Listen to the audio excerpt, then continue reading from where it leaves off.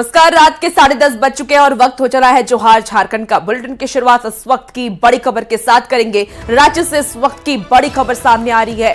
गोंदा थाना क्षेत्र में हुई फायरिंग। कांके रोड चांदनी चौक के पास युवक को मारी गई गोली। तो बाइक सवार अपराधियों ने गोली मारी। सूचना मिलते ही मौके पर पुलिस पहुंच गई। बड़ी खबर आपको रांची से बता रहे हैं, जहां अपराधियों का तांडव देखने को मिला। बाइक सवार अपराधियों ने गोली मारी। सूचना मिलते ही मौके पर पुलिस पहुंच गई है, जिसकी तस्वीर भी हम आपको सीधे दिखा रहे हैं।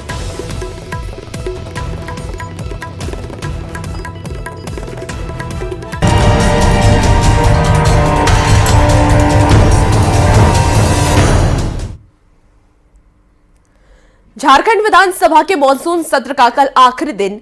मानसून सत्र के अंतिम दिन सरकार सदन में लाएगी 4 विधायक। तो बड़ी खबर आपको रांची से बता रहे हैं, जहां सीएम हेमंत सोरेन देंगे विपक्ष के सभी सवालों के जवाब।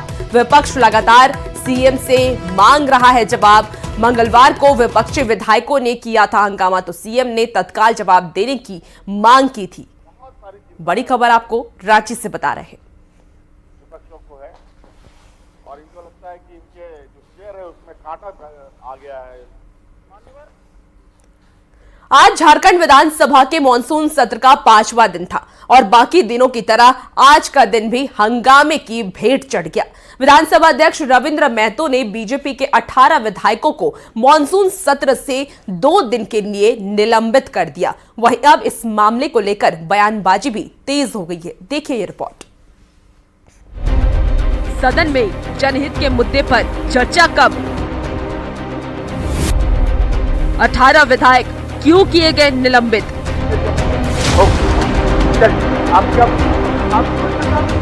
मानसून सत्र का 5वां दिन भी हंगामे की भेंट चढ़ गया।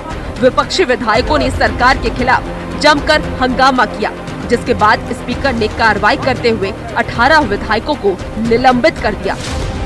यह भारत के संविधान द्वारा प्रदत्त शक्तियों तथा झारखंड विधानसभा के कार्य प्रक्रिया तथा कार्य संचालन के नियमावली के नियम 299, 300 एवं 310 के आलोक में सभा के निम्नांकित सदस्यों को दिनांक 2/8/2024 के अपराह्न 2 बजे तक सभा की कार्रवाई से निलंबित किया जाता है। स्पीकर की इस कार्रवाई को नेता प्रतिपक्ष अमर बावरी ने लोकतंत्र की हत्या बताया है। उन्होंने कहा कि सत्ता पक्ष के विधायक सुदिव्य सोनू के कहने पर स्पीकर ने अमर्यादित तरीके से बीजेपी के सभी सदस्यों को सस्पेंड किया है। इतिहास के पन्नों में काला अध्याय लिखाएगा और ये स्पीकर सहित ये पूरी सरकार इमरजेंसी के बाद इस देश के अंदर एक ऐसी सरकार रहेगी जिसने लोकतंत्र का गला घोटा। चलिए अब ये भी जान लीजिए कि बीजेपी के किन विधायकों पर कार्रवाई हुई है। बिरंची नारायण, अपर्णा सेन गुप्ता, राज सिन्हा, कोचे मंडल, भानु प्रताप शाही, समरी लाल, सीपी सिंह, शशि भूषण मेहता, आलोक चौरसिया, पुष्प देवी, नवीन जायसवाल, नीरा यादव, अनंत ओझा, रणधीर सिंह, नारायण दास। झारखंड विधानसभा का 6 दिवसीय मानसून सत्र लगातार हंगामे की भेंट चढ़ रहा है। मानसून सत्र के चौथे दिन सदन में तब अजीबोगरीब हालात हो गए थे, जब कार्यवाही स्थगित होने के बावजूद विपक्ष के विधायक सदन के अंदर डेरा डाल दिया, जिसके बाद सदन की बिजली काट दी गई। इसके बाद भी धरना दे रहे बीजेपी विधायक टस से मस नहीं हुए, जिसके बाद सदन से बीजेपी विधायकों को जबरदस्ती बाहर निकाला गया। इस दौरान मार्शल ने भानु प्रताप शाही, नवीन जायसवाल, अमित मंडल को बाहर निकाला। इतना ही नहीं, महिला विधायकों को भी मार्शल ने बाहर निकाल दिया, लेकिन विधायक इसके बाद भी नहीं माने और सदन परिसर में ही पूरी रात रहे। अब देखना ये होगा कि जनहित से जुड़े सवालों पर चर्चा के लिए समय मिल पा रहा है या नहीं। न्यूज़ 18 के लिए संवाददाता अविनाश की रिपोर्ट। झारखंड विधानसभा में 18 विधायकों के निलंबन के खिलाफ बीजेपी ने मशाल जुलूस निकाला और राज्य सरकार पर युवा विरोधी होने का आरोप लगाया। साथ ही ये भी कहा कि राज्य सरकार युवाओं को 5 लाख नौकरी देने का वादा भूल चुकी है। सस्पेंड करने का काम किया गया, इसी को लेकर ये भारतीय जनता पार्टी युवाओं के नौकरी के सवाल को लेकर, अनुबंध कर्मियों के स्थायीकरण को लेकर, इस प्रकार से लॉ एंड ऑर्डर की जो समस्या है उसको लेकर, तो ये सारी बातों को लेकर निकम्मी हेमंत सरकार के खिलाफ मसाल जो निकला है, हेमंत सोरेन जी को इसका जवाब देना होगा। इंदिरा गांधी आपातकाल लगाई थी और झारखंड में आज हेमंत सोरेन के नेतृत्व में फिर से आपातकाल लगा है। जिस प्रकार विधायकों को, जो जनप्रतिनिधि जो जनता के वोट से चुनकर आए, जिस प्रकार कल सदन में उनका बिजली बंद कर दिया गया, पानी बंद कर दिया गया, उनको शौचालय नहीं जाने दिया गया, ताला लगा दिया गया, उनको कोर्ट मार्शल करके बाहर फेंक दिया गया और आज सभी 18 विधायकों को निलंबित कर दिया गया। ऐसा भारत के लोकतंत्र में पहली बार हुआ है, पूरे भारतवर्ष में किसी भी प्रदेश में ऐसा नहीं हुआ है। रिश्वत लेने के आरोपी बीसीसीएल इंजीनियर को सीबीआई ने कोर्ट में पेश किया, जिसके बाद कोर्ट ने बीसीसीएल इंजीनियर को 1 दिन के सीबीआई रिमांड पर भेज दिया। बता दें कि कल धनबाद सीबीआई की टीम ने घुसखोर बीसीसीएल इंजीनियर को रिश्वत लेने की रकम के साथ रंगे हाथ गिरफ्तार किया था। अगली खबर भी धनबाद से ही है, जहां पुलिस ने जमीन कारोबारी के अपहरण के मामले को चंद घंटे में ही सुलझा दिया और 3 अपराधियों को गिरफ्तार कर लिया और कारोबारी को सकुशल बरामद कर लिया। आरोपियों ने अपहरण के बाद अपराधी जमीन कारोबारी से उसी के मोबाइल से परिजनों को फोन कर 10 लाख की फिरौती मांगी थी। बंदी किए और छापेमारी करने के पश्चात एक व्यक्ति को पकड़े और उसी की निशानदेही पर फिर बाकी 2 और अपराधकर्मी की गिरफ्तारी हुई और एक अपराधकर्मी जो इसमें और भी शामिल था वो इस क्रम में फरार हो गया। कुल 3 व्यक्ति की गिरफ्तारी हुई है।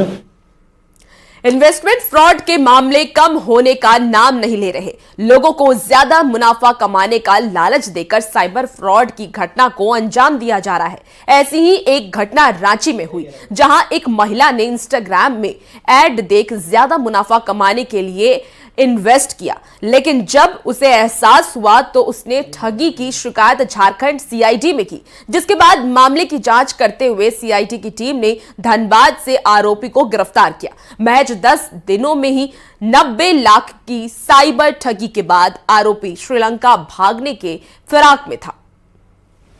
10 दिन में 90 लाख के ठगी के पैसे इस अकाउंट में आए, जो इन्वॉल्व बैंक अकाउंट था, जिसके अगेंस्ट में national cyber crime reporting portal पर 20 शिकायतें अभी तक पाई गई हैं। धनबाद से कोलकाता के थ्रू चेन्नई और चेन्नई से फिर श्रीलंका जाने की फिराक में था। बोकारो शहर के सिटी सेंटर सेक्टर 4 में आईसीसीआई बैंक के एसी में आग लग गई, जिसके बाद अफरा तफरी का माहौल हो गया। बैंक में मौजूद गार्ड और अन्य कर्मियों ने कड़ी मशक्कत के बाद आग पर काबू पाया। घटना में किसी के हताहत होने की खबर नहीं है। से हीट होने की वजह से एसी में आग पकड़ लिया है। आउटडोर में कोई नुकसान तो फिलहाल कुछ नहीं हुआ। समय रहते बुझा लिया, समय रहते आग को बुझा दिया गया है। और अब बात चतरा की करते हैं, जहां नशा कारोबार के खिलाफ पुलिस की कार्रवाई लगातार जारी है। इटखोरी थाना क्षेत्र में पुलिस को एक बड़ी सफलता हाथ लगी है। पुलिस ने 2 शातिर तस्करों को गिरफ्तार किया है, जिनके पास से 1 किलो से ज्यादा अफीम और 100 ग्राम ब्राउन शुगर बरामद हुआ था, जिसकी कीमत लगभग 1 करोड़ रुपए बताई जा रही है। 300 ग्राम अफीम जैसा पदार्थ और एक छोटा प्लास्टिक में लगभग 100 ग्राम ब्राउन शुगर मिला। हजारीबाग के डाइट दफ्तर में प्राइमरी स्कूल में खाली टीचर के 76 पद पर काउंसलिंग की गई, जिसमें वो उम्मीदवार शामिल हुए जो 2015-16 की नियुक्ति परीक्षा में शामिल हुए थे, पर अंतिम राउंड की काउंसलिंग तक उनका चयन नहीं हो सका था। ऐसे में पूरे राज्य में 3500 रिक्तियों पर बहाली चल रही है। झारखंड हाईकोर्ट के फैसले पर सभी उम्मीदवारों के दस्तावेजों की जांच हो रही है। 2015-16 में प्रारंभिक स्कूलों में पहले राउंड में 15 टीचर की बहाली हुई थी, जिसके बाद हाईकोर्ट के आदेश पर 2019 में भी 1200 टीचर बहाल किए गए थे। स्थिति को पूरे राज्य में प्राइमरी जो टीचर्स का वैकेंसी निकला था 2015 में, और जिसके आधार पर 2016 में नियुक्तियां हुई थी, तो कुछ नियुक्तियां जो बची थी और उन मामलों में माननीय उच्च न्यायालय में मुकदमा दायर किया गया था। तो माननीय माननीय उच्च न्यायालय ने उनके काउंसलिंग का आदेश दिया है। उसी के क्रम में जिला शिक्षा अधीक्षक कार्यालय द्वारा समाचार पत्र की सूचना का प्रकाशन कर काउंसलिंग का कार्य किया जा रहा है। रांची के डीसी की ओर से बनाई गई 5 टीम ने राजधानी के कोचिंग सेंटर का जायजा लिया। दिल्ली से कोचिंग सेंटर में हुए दर्दनाक हादसे के बाद ये जांच रांची में भी शुरू हो गई है। प्रशासन की टीम के साथ नगर निगम और फायर ब्रिगेड की टीम ने भी कई कोचिंग सेंटर का जायजा लिया, पर ज्यादा सेंटर सुरक्षा मानकों को पूरा करने में फेल साबित हुए। हर कोचिंग सेंटर संचालक से एक फॉर्म भरवाया गया, इस पर प्रबंधक के हस्ताक्षर भी किए गए। लालपुर में प्राइमरी हाइट्स के बेसमेंट में एक कोचिंग सेंटर चल रहा था, इस पर भी सवाल उठाए गए। एसडीएम ने कहा कि पूरी जांच रिपोर्ट डीसी को सौंपी जाएगी। ज्यादा जानकारी दे रहे हैं न्यूज 18 के संवाददाता ओम प्रकाश। में हुए हादसे के बाद रांची जिला प्रशासन भी कोचिंग सेंटरों की सुरक्षा मानकों को लेकर एहतियात बरत रही है और इसे लेकर तमाम तरह की जो जांच है वो की जा रही है। सुरक्षा के मद्देनज़र ये जांच है इस वक्त की जा रही है। इसमें मोटा मोटी जो आपके श्रम मानक हैं, बिल्डिंग की सेफ्टी है, फायर सेफ्टी है, मेडिकल है, टॉयलेट्स की व्यवस्था है, वेंटिलेशन वगैरह है, इन सबको लेकर के बाकायदा एक कॉम्प्रिहेंसिव रिपोर्ट तैयार की जा रही है जो अग्रिम कार्रवाई हेतु जमा कर दी जाएगी। जी, कुछ कमियाँ डेफिनेटली हो रही है, इनको हम रिपोर्ट करेंगे, चाहे वो एक्सटिंग्विशर्स की कमी हो, चाहे कुछ जगहों पे वेंटिलेशन की दिक्कत हो। ऐसे जो भी ऑब्जर्वेशन हम लोग के आ रहे हैं इन सबको मैं बाकायदा रिपोर्ट कर देंगे, ताकि जो भी नियम से कार्रवाई है वो हो जाएगी। यहाँ पे फोकस दंडात्मक से ज़्यादा सुधारात्मक पे रहेगा, ताकि इसको हम लोग मतलब बच्चों की सेफ्टी के लिए मतलब इसको इंश्योर कर सकें। वो उनको इन्फॉर्मेशन तो मिल गया है, सारा कुछ है सर, लेकिन फायर एक्सटिंग जो हो हाँ, तो वो बिल्डिंग का जो रहता है ना, वो बिल्डिंग कोचिंग सेंटर के अंदर कोचिंग सेंटर में नहीं है सर, बिल्डिंग में तो है सर जी। तो मतलब बच्चों के सेफ्टी को लेकर आप लोग क्या कुछ प्रिकॉशन रखते हैं, क्या कुछ चीज़ें इन लोगों ने पूछी? सर फर्स्ट एड बॉक्स वगैरह या फिर अभी कोविड-19 का जो सैनिटाइज़र वगैरह है तो सारा कुछ अवेलेबल है। अगर ट्रांसपोर्ट सिस्टम या फिर बगल में हॉस्पिटल भी अगर वैसा कुछ होता है तो हम लोग तुरंत वहाँ पे भी लेके जाते हैं, तो सारा कुछ अवेलेबल है। कई जगहों पर जो मानक हैं उस मानक पर कोचिंग सेंटर जो हैं वो खरे नहीं उतर पा रहे हैं। ऐसे में इन तमाम चीज़ों को लेकर भी कार्रवाई जो है जिला प्रशासन आने वाले दिनों में रिपोर्ट के बाद कर सकती है। कैमरामैन संत के साथ ओम प्रकाश, न्यूज़ 18 रांची। जमशेदपुर में एसएसपी ने अपराध की दुनिया में फंसे युवाओं को मुख्य धारा से जोड़ने की पहल कर रहे हैं। इसके लिए उन्होंने एक अभियान की शुरुआत की है, जिसके तहत ऐसे युवा जो अपराध कर चुके हैं लेकिन मुख्य धारा से जुड़ना चाह रहे हैं, उन्हें पुलिस मदद देगी। पुलिस ऐसे युवाओं की काउंसलिंग करेगी ताकि वो सामान्य जिंदगी बिता सके। इसके अलावा ऐसे युवा जिन्होंने बीच में पढ़ाई छोड़ दी है और उनकी काउंसलिंग भी की जाएगी और उन्हें नए रोजगार के मौके के बारे में बताया जाएगा ताकि वो अपराध की दुनिया में ना फंसे। पुलिस की इस पहल की काफी सराहना भी हो रही है। स्कूल ड्रॉप आउट्स जिसको हम लोग कहते हैं, 10वीं के बाद जिसने स्कूल छोड़ दिया अन्य कारणों से या 12वीं के बाद छोड़ दिया, तो हम लोग का एक प्रयास है और हम लोगों ने सभी थाना प्रभारियों के संदर्भ में निर्देश भी दिया है कि ऐसे बच्चों को चिन्हित करें और स्कूल्स एंड कॉलेजेस में और इसके अलावा मोहल्लों में भी जा करके एक तरीके से जो कम्युनिटी पुलिसिंग के अंतर्गत जो इनिशिएटिव है उस इनिशिएटिव के अंतर्गत उनकी काउंसलिंग करें, जिससे कि वो एम्प्लॉयमेंट के और बेहतर तरीके तलाशें।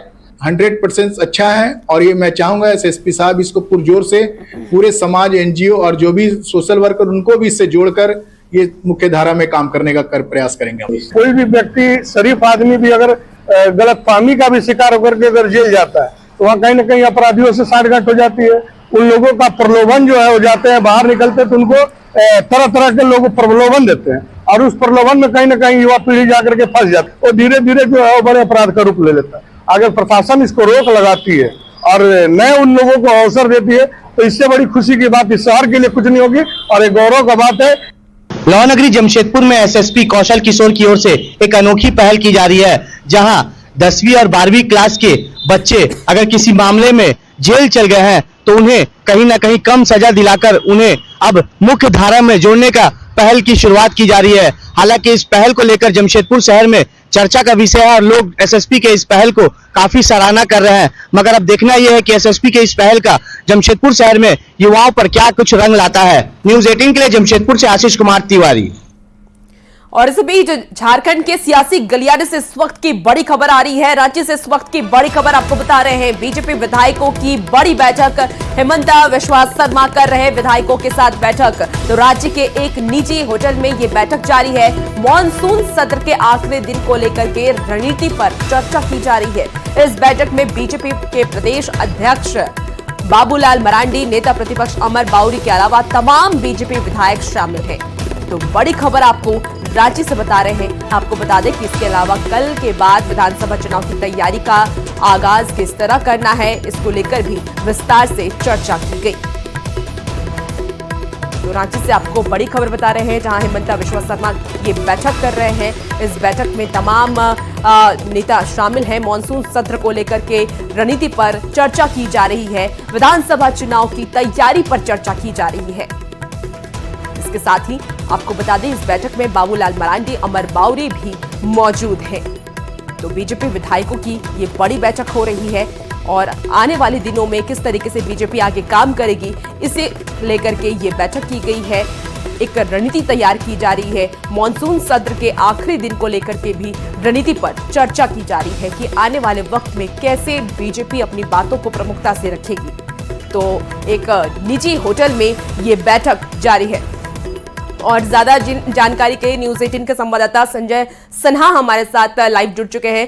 संजय, फिलहाल की अपडेट बताइए। फिलहाल क्या जानकारी मिल पा रही है, किन किन मुद्दे पर चर्चा हुई है? देखिए, ये बैठक पहले से प्रस्तावित थी कि हेमंत बिश्वा शर्मा जब आएंगे पाकुड़ का दौरा करेंगे, चूंकि कल उनका जमशेदपुर का दौरा है, लगातार उनका दौरा हो रहा है, चूंकि बीच में मानसून सत्र भी था। तो ये बैठक पहले से प्रस्तावित थी और ये एक बड़ी बैठक है, चूंकि कल मानसून सत्र का आखिरी दिन है और बीजेपी को आखिरी दिन कल की बैठक यानी कल के सत्र के बाद सीधे चुनाव में जाना है। तो हेमंत बिश्वा शर्मा की जो आज रात की बैठक है, ये बैठक दरअसल आप ये मान लीजिए कि ये बैठक में तमाम रणनीति आपको बनेगी। ये कल मानसून सत्र का जो अंजाम है, आगाज हो चुका है, अब कल छठा दिन है। अंजाम किस तरीके से खत्म करना है, रणनीति कैसे बनानी है, बड़ा मैसेज देकर जनता के बीच कैसे जाना है, ये आपको विधानसभा में कल उसकी झलक भी आपको दिखेगी। और अभी ये बैठक थोड़ी देर और चलेगी, क्योंकि इस बैठक में कल के बाद बीजेपी अपने चुनाव रणनीति को कैसे आगे बढ़ाएगी, इस पर एक गंभीर चिंतन मनन भी होना है और सभी विधायकों को अपने अपने क्षेत्र के हिसाब से टास्क भी दिया जाना है। तो आप देख रहे वीडियो में आप देख रहे होंगे कि सभी विधायक अपने साथ नोटपैड लेके बैठे हैं और जाहिर है कि जिनके हिस्से में जो नोटपैड, चूंकि आप देख रहे हैं कि अभी पाकुड़ का दौरा है, कल जमशेदपुर का दौरा है, जिस तरीके से बांग्लादेशी घुसपैठ का मुद्दा संस्थान में पूरा गरमाया हुआ है, तो जाहिर है कि वहां से जुड़े जो भी विधायक होंगे उनके लिए आज की जो रात है, जो बैठक है, वो बैठक बेहद अहम होगी, क्योंकि वहां से बिश्वा शर्मा दौरा करके आए हैं। दौरे में उन्होंने जो चीजें देखी हैं, ठीक है संजय, आप नजर बनाए रखिए बैठक में और किन किन मुद्दे पर चर्चा होती है, इस पे आगे आपसे तमाम जानकारी लेंगे। फिलहाल बहुत शुक्रिया। और फिलहाल इस बुलेटिन में इतना ही, लेकिन नजर डालेंगे इस वक्त की हेडलाइंस पर। स्ट्रॉन्ग मतलब